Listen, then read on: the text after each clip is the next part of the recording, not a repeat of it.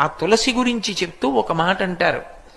ఆమె కళ్యాణి అని ఆవిడికి పేరు. కళ్యాణి అంటే సమస్త శుభములనిస్తుంది తులసి చెట్టు. అలాగే సమస్త భద్రములనిస్తుంది తులసి చెట్టు. అందుకే ఇప్పటికీ ప్రాణోత్క్రమణం అయిపోతోంది, ఆయనంతా ఆయన తులసి కోట దగ్గరికి వెళ్ళకపోతే కనీసం తులసి నీళ్లు పొయ్యండి అని తులసి నీళ్లు పోస్తారు. ఇంకొక నీళ్లు పొయ్యరు, తులసి నీళ్లు పోస్తారు.